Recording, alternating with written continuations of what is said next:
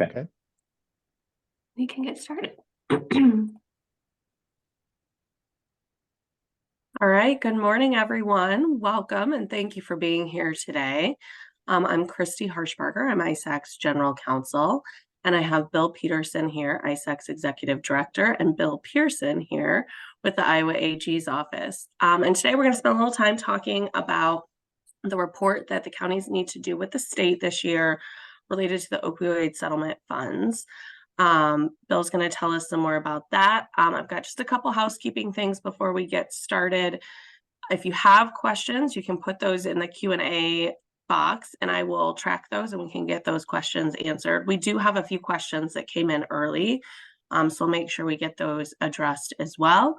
And then the other thing to let you know is that this session is being recorded. So if you'd like to go back and listen to it later, or if there's other folks in your county that couldn't be on today, they can check that out at any time. It'll be up once we get the recording done. It'll be up on our website later today.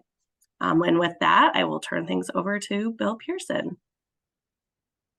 Good morning, everyone. I was asked to talk a little bit about the annual reporting requirement in the MOU. I thought it might be helpful to start just by sort of going over the MOU a little bit. I'm trying to figure out how to share my screen, show you guys where you can find it. Sorry. Do you know how I share my screen, Christy? Yeah, so there should be a green share screen button. Got it. Okay. And if that doesn't work, no, here we go. Okay, can people see that? Okay. So the MOU, which governs all of this, is on iowaattorneygeneral.gov. You're going down into newsroom here, opioid settlement information. And there you can find links to the settlements that have been entered into. You can find the memorandum of understanding. There's opioid help website that we helped build. Down here is my contact info. We set up a special mailbox if you have any questions about the opioid settlements. Send messages there. Here's my phone number. You can also email me it's just william.pearson@ag.iowa.gov. The annual report can be accessed here. And so I'd just like to talk a little bit about the memorandum of understanding, and then we'll talk about the annual report, which is required by the MOU. So the MOU was entered into in around December of 2021 between all the counties, all 99 counties, and the state. Essentially what it does is divides the opioid settlement funds between the state and the counties 50-50. 50% goes to, it's now the legislature, since this was entered into, the legislature has created an opioid settlement fund that they control and they have to allocate money from. So our 50%, the state 50% goes there. The other 50% goes to the cities and counties based on sort of a national allocation that was agreed to nationwide. And that's exhibit, I think, 2 to the MOU, just shows you what percentage of that 50% your county will get. And then it's primarily based on population. I mean, Iowa has a little bit lower rates of things like opioid overdoses and deaths and things like that. So Iowa gets slightly less than its national percentage of population of the national opioid settlement funds, because there were just calculations based on the amount of opioids dispensed and things like that. And Iowa, luckily, was on the lower end of that. And then that money gets sort of distributed to the 99 counties on basically a pro rata basis. Under the MOU, sorry, I'm scrolling too far down here. Counties can keep the money, or if you don't want the money, if it's not enough money, or if it's too big of a hassle to fill out this annual report and all those sorts of things, you can either revert it back to the county share, or you can revert it back to the state share. That election under MOU section B 6 and 7 here allows you to revert the money back or suballocate it to cities and other entities within your county. Now, as far as permissible expenditures under the MOU and under the national opioid settlement agreements, there's a exhibit 1 here, covers all the things you're allowed to spend the money on pursuant to the settlement agreements that we've entered into and that basically all states have entered into. And these are, they're laid out core strategies, and then, and so forth. So when you're looking at what you're allowed to spend the money on and when you're reporting what you've spent the money on, this is the place to look, and make sure you're spending it on these types of programs. And then, sorry, there we go.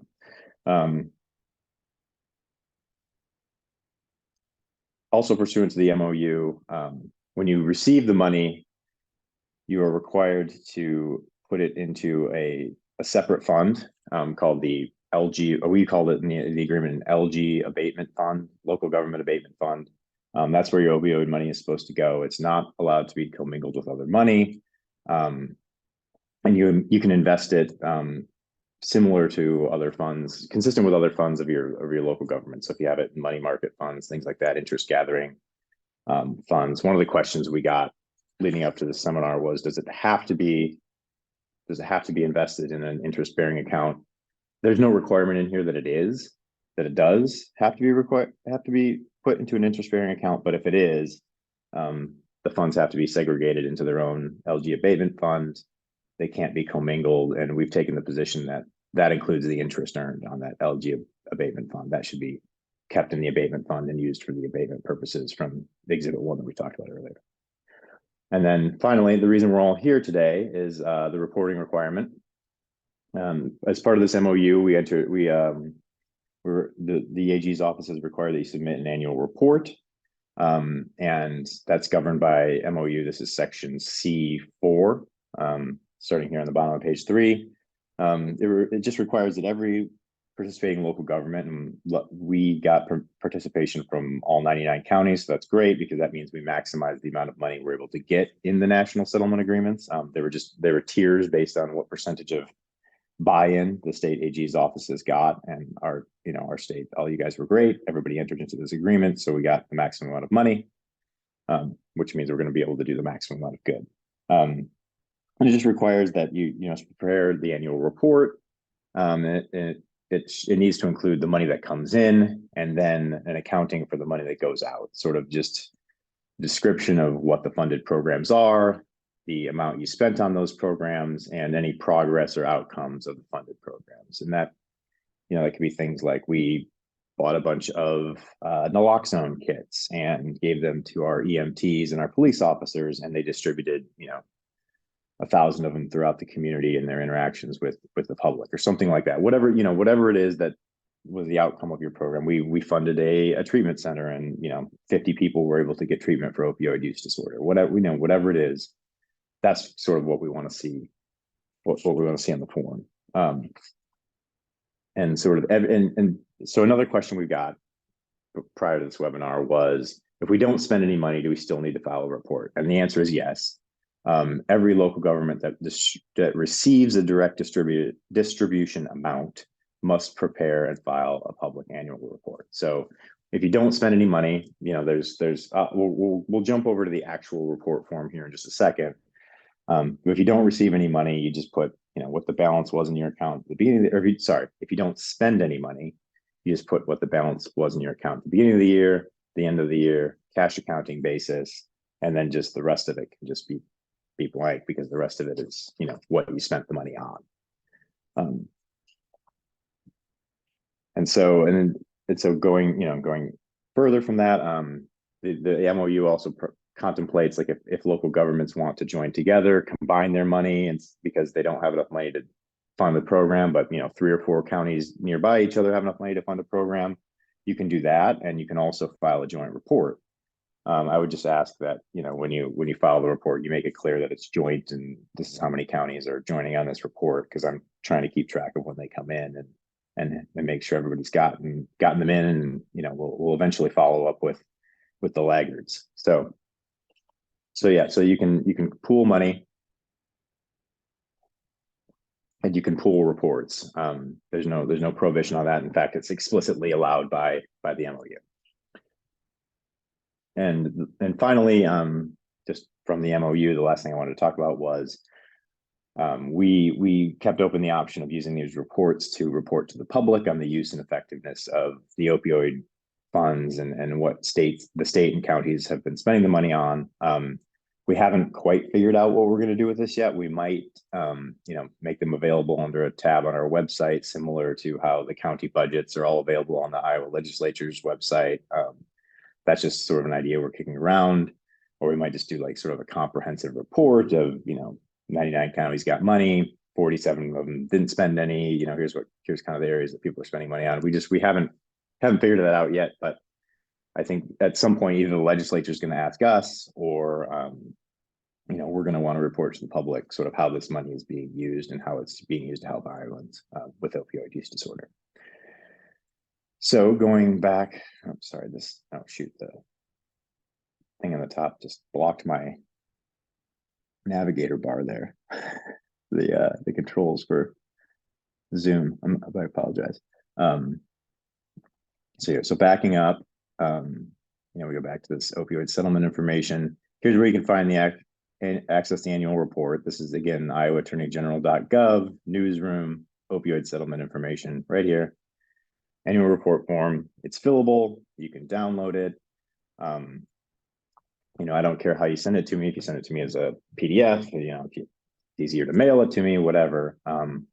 The easiest way is to fill out the PDF and email it to this opioid settlement at ag.iowa.gov, and then I'll keep track of it. I'll acknowledge it when I receive it. I've been trying to. If you sent me one and I didn't respond and say received, thank you, or something along those lines, ping me again, because I've been trying to respond to every single one and say, I've received it. I haven't reviewed all of them yet. I've gotten about 25 so far. And I'm gonna review them and make sure they meet the requirements. And if there's anything I need to follow up on, I'll follow up with you. But if you don't hear from me other than received, everything's great. And so I guess the first question we got was, I don't know anything about the opioid report, so please explain as much as possible, which I think is a good question for this webinar.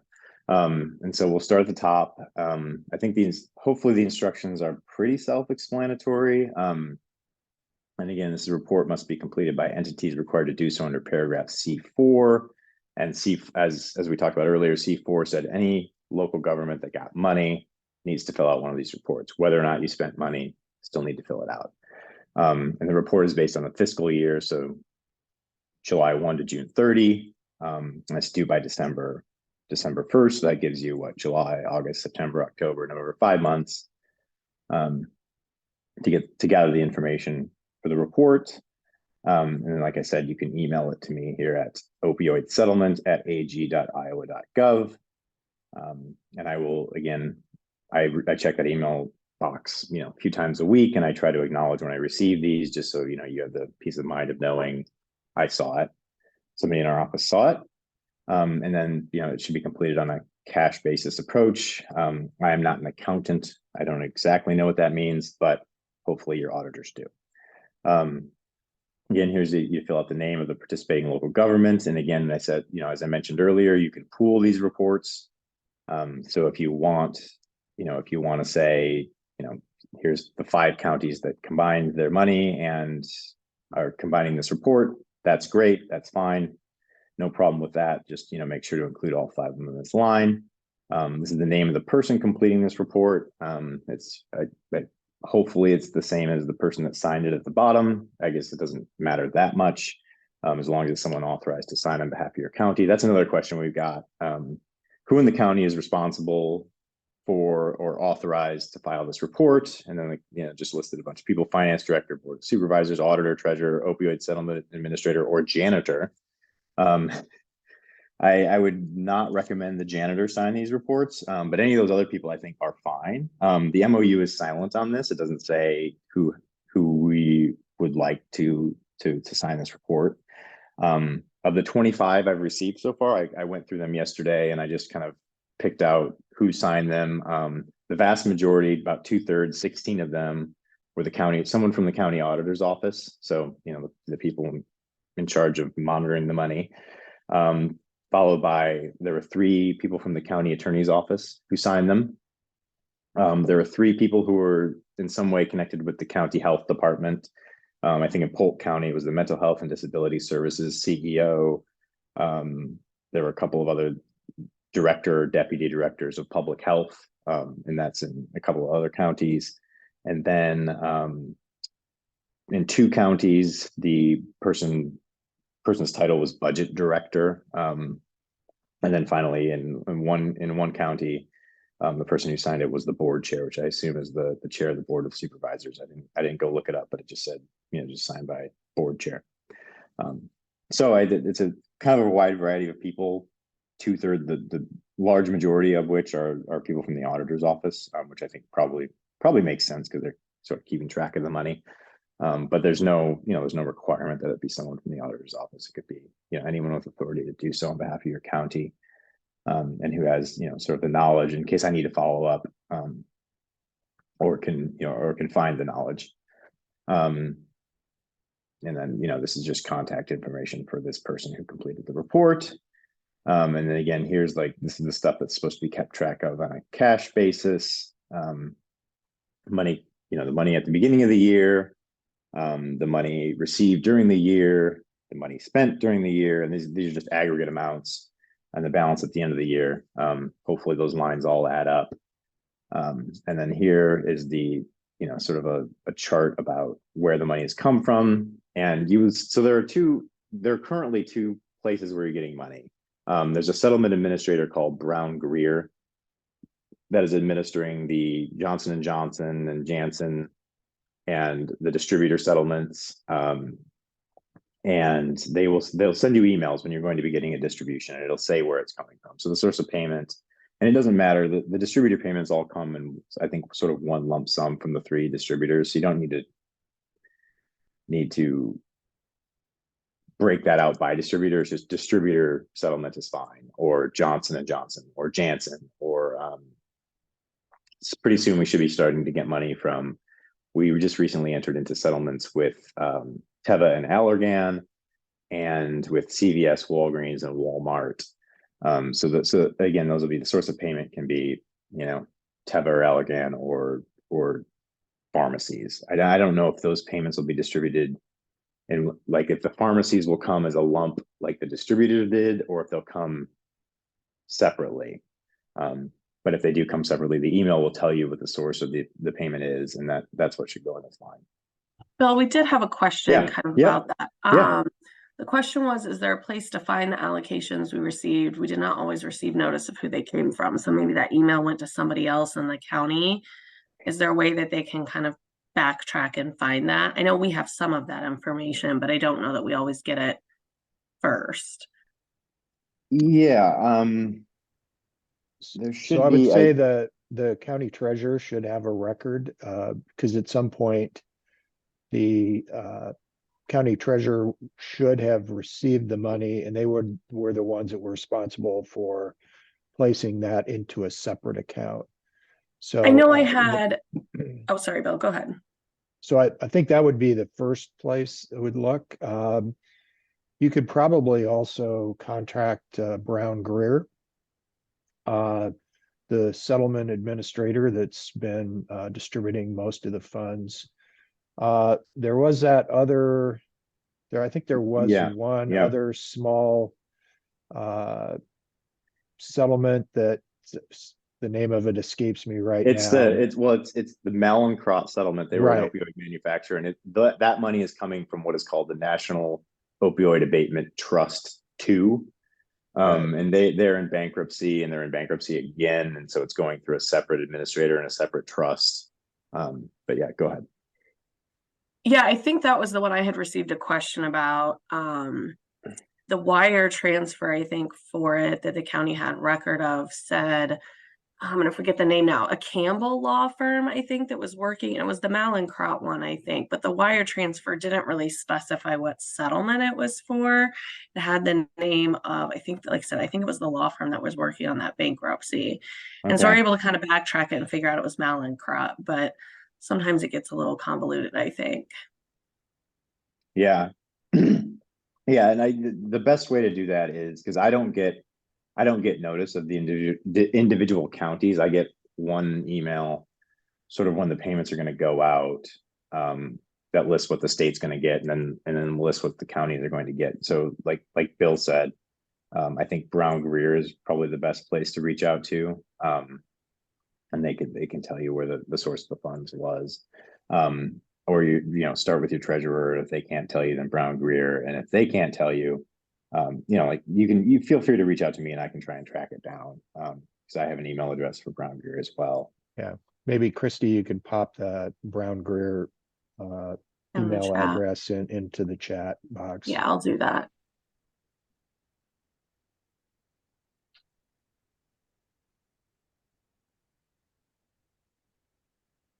I guess I would also say that, if you can't figure it out, so you can reach out to Christy or I, and we'll help track down where that came from and when it should have been sent.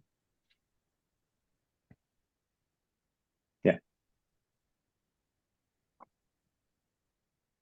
Okay. Yeah, so once you figured out where all the money came from, now it's time to let us know where all the money is going. And so this is section 2, the opioid settlement expenditures. And again, you need to do this report even if this expenditure is 0.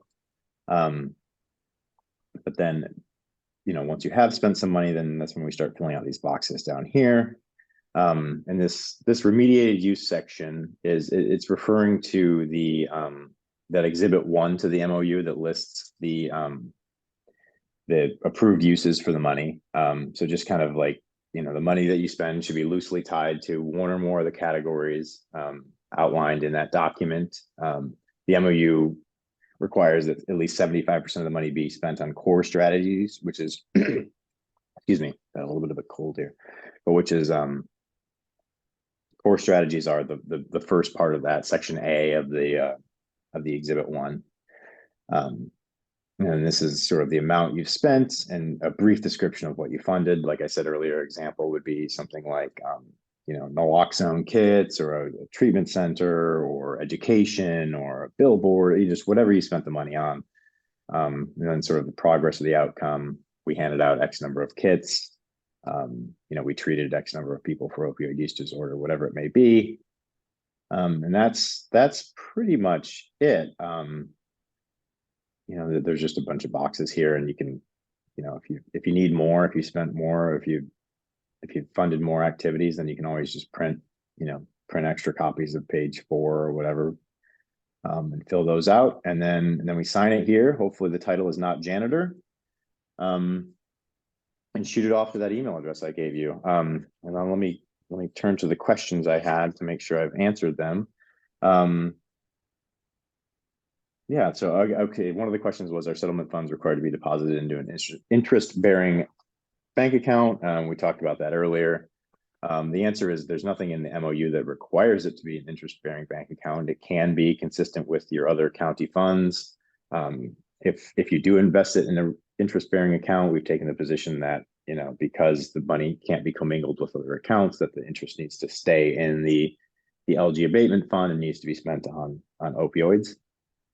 Yep, Bill, let me interject here. Yeah. So I think one place that I think would be a great way to put those funds into an interest-bearing fund account is put it into the Iowa Public Agency Investment Trust.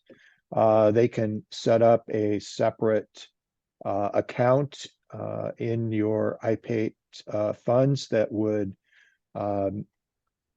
provide you monthly and annual reporting on the interest earnings, the amount in the fund, interest earnings, and any additions or withdrawals that would take place over the course of the year. And there's no charge to you setting up an additional funds under IPATE.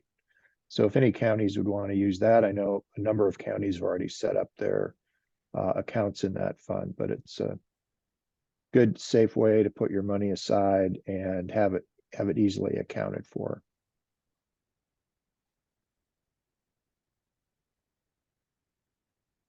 Okay. Yeah, and the next question I had on my list here is, if our county passed a resolution to pass the funds to an outside agency who handles opioid addiction and recovery, would I report the amount that was given to the outside agency, or do I need a detailed report from the agency to report their use? And And again, since the point of this report is to make sure that we're spending the money on things that are authorized by the national settlement agreements and that we've agreed to by entering into these settlements, you need to file a detailed report. You can say, you know, we gave X amount of money to whatever the organization is, but we'd also need to sort of get a report about what, you know, what they spent the money on. They spent the money on recovery. They spent the money on, you know, what if you gave it to a harm reduction coalition, they spent it on naloxone kits and things like that. But we want to make sure that what they are spending the money on is covered and authorized by the settlement agreements in that Exhibit 1 that we talked about. And then I guess the last question was, Cass County forwards all our opioid funds to the 7 county drug and alcohol rehabilitation entity, Zion.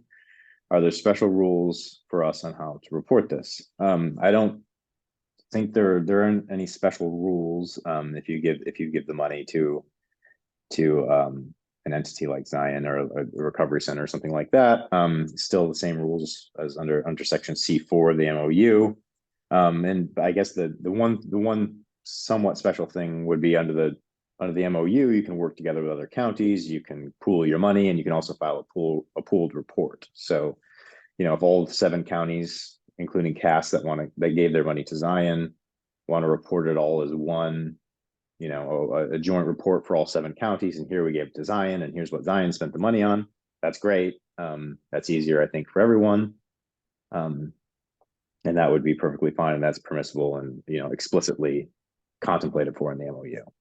So, Bill, I think yeah, maybe I'd offer like one suggestion. I think if you're dispersing money to an outside agency like that, there should be some agreement that you have that agency sign that specifies, you know, the appropriate uses of the funds and their reporting requirements back to you as a county.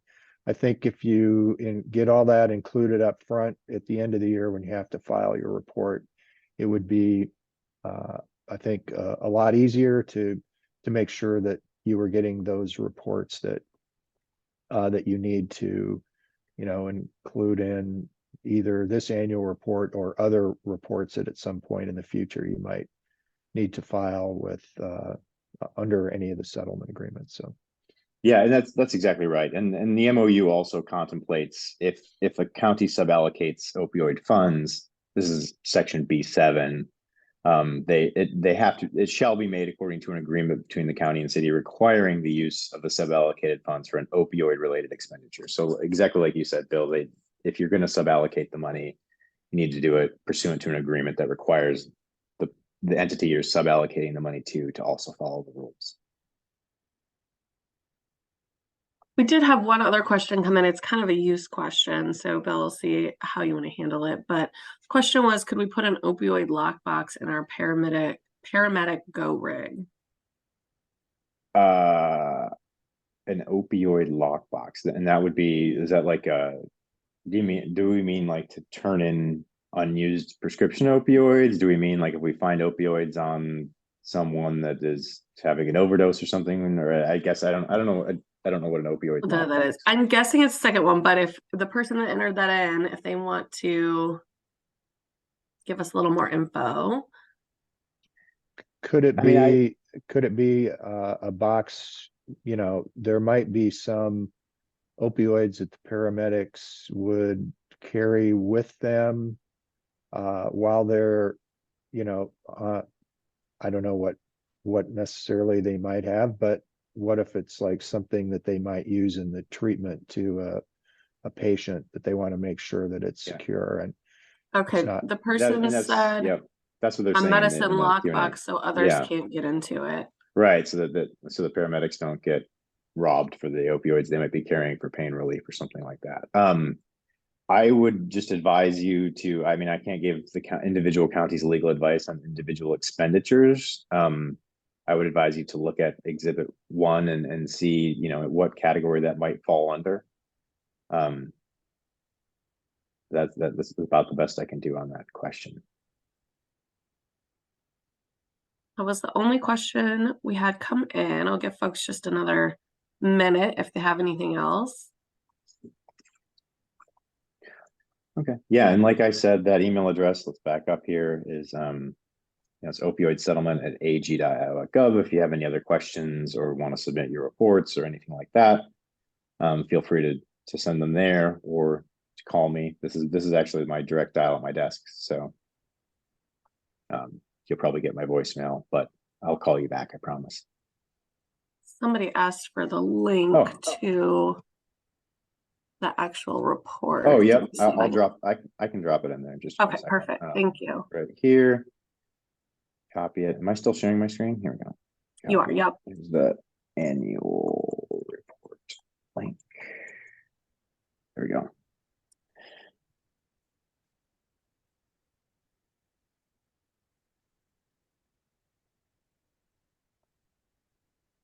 Nope. Jinx.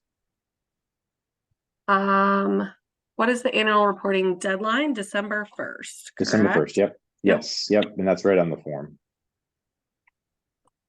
Yeah, that the deadline that was chosen was to be somewhat concurrent with the county's annual financial report that they have to file by December 1st each year. So thinking, working with the Attorney General's office, we had suggested that that would be a logical date because by that time, all the county's books should have been closed for the previous fiscal year. And in some cases, maybe their financial auditors have been in and may have issued information about in the audit report about this. So, well, I'm glad we have you and your institutional knowledge, Bill, because I took this over from another attorney in June and did not have that institutional knowledge. So thank you for that.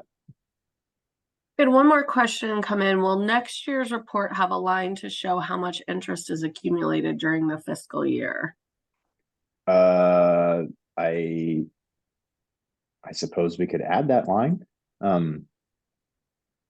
I don't see why not. Total abatement funds received during a reporting year. I guess we could just add below that, or abatement funds and interest, or yeah, I guess since we've taken the position that interest needs to be kept in these funds and interest needs to be reported, then we should probably add a line for it. So that's a good idea. Thank you. I'm going to write that down so I don't forget. And then we had a question, how do we double check to make sure a report has been received? I think you're looking for an email from Bill Pearson or somebody in his office that will just say they have received that. Yeah, so if you send it to the opioid, what is it? Sorry, what exactly is the email address? Opioid settlement at ag.iowa.gov. I will do my best to, when I receive them, I sequester them in another folder so I can keep track of them. And I will send an email out. I generally just respond to the email that you sent saying received, thank you, or something along those lines. And I think it should come from opioid settlement at ag.iowa.gov. I don't know exactly what that looks like. I should send myself an email from that just to see what it looks like. But I don't think it'll come directly from me. I think that goes to my inbox, but I think it comes from a separate that account. So it'll just say opioid settlement at ag.iowa.gov. And then we had another interest question. Do we need to list interest received separately each month, or can we accumulate it on one line? Oh, I think one line is totally fine. Yeah, there's no reason to list out like every single month. So the form is an annual form and just beginning of the year and end of the year. I mean, yeah, because you can list the total funds received throughout the course of the year.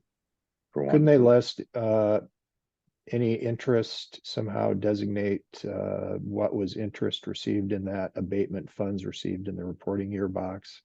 Yeah, you could do that as well. Source of payment, just put interest and then, amount of funds, whatever it is. Yeah, that's a good idea.